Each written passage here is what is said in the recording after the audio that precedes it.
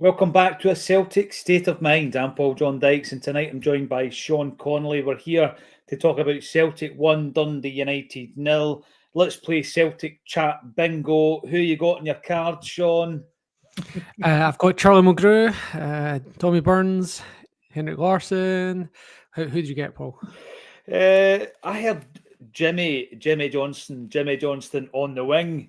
Paddy McCourt, Scotty Sinclair. Yeah, they were all in there, weren't they?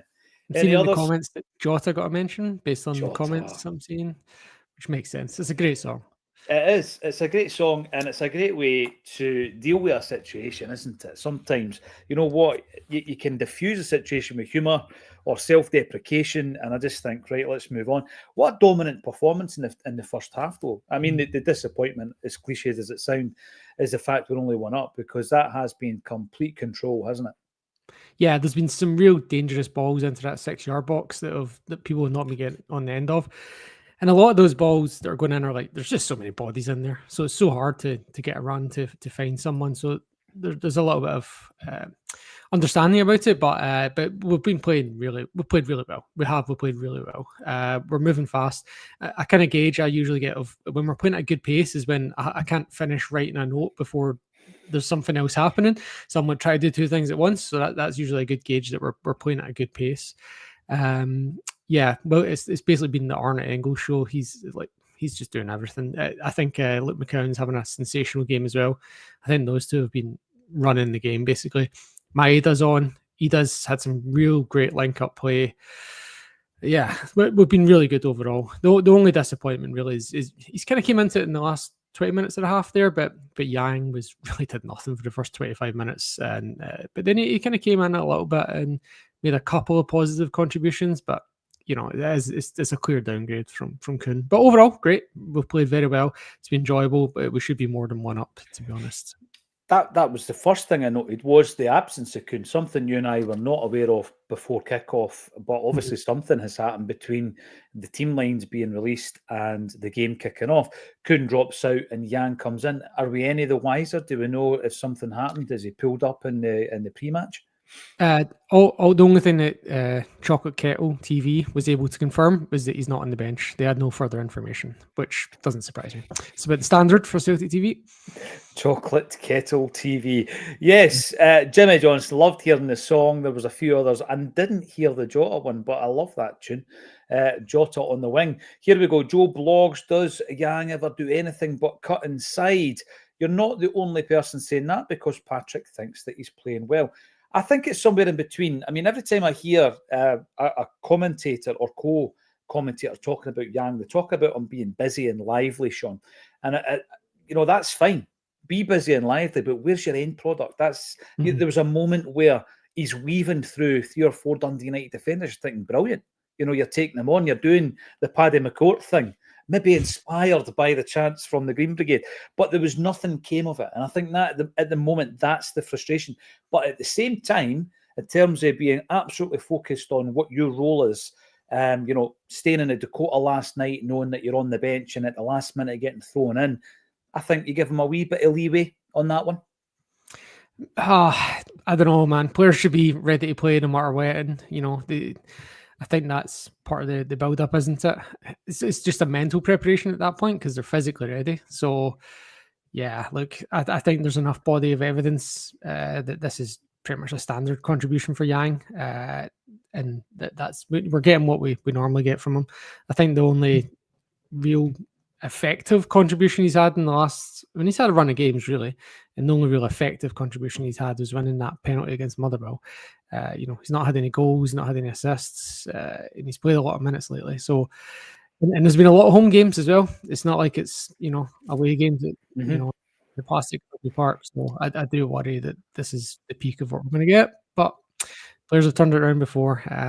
Yeah, look, he's not quite a man down tonight, but he's definitely a downgrade. He is, and I think we know that. And it's the frustration of having certain areas of the team where if you've got an injury or an unexpected absence, then you do know that you're going down a couple of levels. Kuhn has been sensational this season. Talking about being ready for a performance, I heard a story recently about Paddy McCourt putting 2 snus in his mouth just before he was brought on for international duty, and he played as if he had never kicked a ball before. Paul Rees, I don't think Yang's been up to any of that nonsense. Engels is running the show. Complacency is our biggest threat second half. I want to touch on Engels because he's been brilliant. He's been absolutely brilliant in that first half. Dominating the ball, demanding the ball. I think that I've come to the kind of realisation that perhaps Brendan Rodgers sees him and Bernardo as one or the other, rather than within the same trio in the midfield. And then it's McKeown or Hatate. I think maybe that's the way he looks at it, even though that the switch sides, you can see Engels as effective on the left as he is on the right. But he's been brilliant. And to have him on all the set plays as well, I think there was maybe one poor corner, I think, of 10 out of 10 corners. But he's been brilliant. And not just today. I think he's probably... Somebody said to me he had 3 Man of the Match awards in the last 4 or 5 games coming into tonight. So it should come as no surprise. But he was being criticised earlier this season. Yeah, he was. And I think Brendan Rodgers has handled it very well because obviously he hit the ground running in that Champions League game. But then he had to come out of the team for a spell. He wasn't, and nobody doubted that he, based on his first couple of games, nobody doubted he had ability. It was, it was more of a mental thing. And the guy's still 21, like he's still a kid. But he seems to have clicked now. Like there was a point towards the end of that first half there where he was given directions to Taylor, and that speaks to the fact that he's now understands what his role is and is starting to understand what the role of his teammates is, and is gaining the confidence to actually give them directions. So that's the difference for me. Not that he he'd already proved he had ability, but he's now proven that he's getting the mental side of it down and then the understanding of our system. And he has been one of our best players, if not the best player in the last few games. So he's carrying that on tonight, and hopefully it's building up to something against young boys. But yeah, it was good. Yeah, you do hope that, and I know that. Listen, one change or one difference within a game might not have made any difference whatsoever to the outcome, but he missed the Rangers game and we were rotten that day, and you're just thinking, he was in a good run of form and he was ill that day. And I think as well, I was looking at it because sometimes you do tend to overlook the fact that he's a 21-year-old now, having joined the club at 20, and you're looking at the situation with the coin, which again is something that there's been more column inches spoken about Brendan Rodgers' press conferences than there has been about a Celtic player being hit with a coin. And how would they come back for that? It's not affected him in the slightest. He was talking in the press conference coming into this game. He speaks really well, very confident, balanced young man. And I've been saying all season, since he came to Celtic, he's now got Champions League experience, Sean, and he's done well in the games.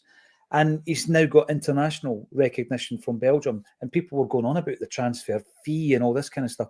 If Arnie Engels, and I don't want this to happen, was to leave Celtic in this window, we'd make a profit on him. It's not like it's money wasted.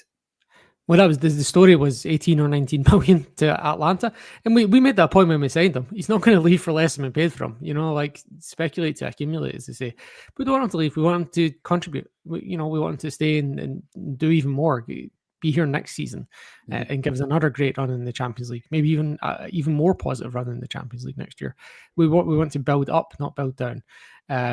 Hopefully the board and the scouts are doing their job, that if he does leave, we've got another one coming in. But we've put the work into him. We've made him into I've not done anything. Brendan Rodgers has put the work into him and made him a very effective contributor to the team in the last month or so. And that we saw the same with Bernardo, right? It took Bernardo quite a few months to get running. Ida was a couple months, not quite as long. It does take players some time. Even Luke McCowan has been sensational tonight. Even he's had a couple of poor moments where he's not quite understood his roles and responsibilities in the system, but he's really on it tonight. So those two are the best on the pitch for me. When you mentioned earlier about Bernardo or Engels don't play together, but they're interchangeable, I think a lot of that comes from when I've watched games recently, when Ralston's and Yang have came in and McCowan's came in, those three don't really know what each other is doing when they're trying to play the triangles down on the right-hand side. So I think that is not, it's not that, I think that's where the continuity comes from trying to have the same bodies on the left as on the right, on the left and on the right, so that they have an understanding of what each other is going to do. Because you've seen that when there has been changes, there has been a a disruption to the flow of how they play those triangles down there. Without a doubt. And I think it's promising to see the fact that a lot of what's happening this evening is coming down the left-hand side, because that was the area that I was really critical of against Rangers. And I was looking at that understanding and that dynamic, the interplay between the guys on the right-hand side, thinking to myself, we need to get that on the left. We've been better tonight. And obviously, a big part of that has been Daizen Maeda, who scores yet another goal. Very, very prolific this season. And, I'm looking at that again. It comes from McCowan trying a shot, something that we've not been doing enough of from distance. And he is alert and he gets on the end of it. What a prolific season Maeda's having. I mean, people continually go on about Daizen Maeda and the attributes that are lacking in his game. I love the guy. I do. I mean, the thing that frustrates you about him often is that final ball, Sean. But you put up with that because of what he brings to the table, and he's shown it again tonight. And he's won the possession back so many times tonight as well, like at least half a dozen. I couldn't count. There were so many times he's won possession back. And it's often said you can tell quite early in the game when Maeda's on it, and he looked on it early in this game, playing some great 1-2s with Ida. It seemed almost inevitable that he was going to get a goal. I believe he was our top scorer in 2024, something like that. And it's not an accident. It's been coached into him what he should be doing when this ball's coming into the box. And if you watch it, if it's going back post, it attacks back post. But when you see it's going into the 6-yard box, he immediately starts moving away from goal and around towards the penalty spot, and that's where that comes from. That rebound from the McCown shot. He's moving in anticipation of it, and he's done a great job of that. It's been coached. He deserves all the credit. The coaching staff deserves some credit for that as well. And he's playing well tonight. He's been one of the better players on the pitch for sure. Yeah, without a doubt. Mo Sislak, in you come. You're on the YouTube. Definitely having a pop with the archive repertoire being brought out. Thumbs up for that one. And River C, Jota on the wing. Jota on the wing. I missed that one, but one of my favourites. Daniel, Scotty Sinclair, Charlie Mulgrew, Jota, and was it a Lustig song being sung as well? And Larson songs. Fantastic to hear. John Sweeney playing okay, but Ida, let's talk a wee bit about Adam Ida then, being non-existent, and he needs to get into the game. I think he's had a similar kind of style game where he's trying to hold the ball up, he's trying to play the ball back into the midfield, sometimes back into the defence to restart the attack and recycle it. Sean, there's not been a big moment in the first half for him, I think, but he's not having a bad game, is he? He's definitely not. I think he's actually having a good game. Sorry, I disagree with the contributor in that sense. I think maybe the point he's trying to make is probably a reflection of the balls that are going into danger areas between 4 yards and 10 yards out, and he's not getting on the end of those. And I think a lot of that's to do with, one, the congestion. And some people will say Kyogo would be getting on the end of those, maybe. But I think the main difference in that regard is that Kyogo has a much faster. He does slower to accelerate, if that's not a too facile way to put it. He's a big guy, he doesn't accelerate as quickly, so he has to be more anticipatory than reactive. And I don't think that's probably what the contributors try to say. But I think he's been very good at receiving the ball with his back to goal tonight. He's been some great one-touch passes, and hopefully he can get on the end of something and get a goal. Even get a good shot. I think he only had one shot, and in fact, sorry, he didn't have any shots technically, because that one, the volley that he had that looked like it was goal bound, it kind of just went behind him at the last second. But yeah, I think he's played well. I get the point that he's not had any shots, and hopefully we'll get a chance at that later on in the game. Yeah, and it's one of the ones, if we get a penalty kick, we know Engels is the man. He's cool when it comes to penalties, but you would hope that we would give that to Ida just to get a wee bit of confidence and get him hitting the net again, Sean. John North, welcome to the show on the YouTube. Give Adam Ida the chance to prove himself, says John. And we've got Martin Devine, 777. Thought Schmeichel's passing was really positive in the first half, all forward passes. Yeah, I mean, there was he could scarcely go further back.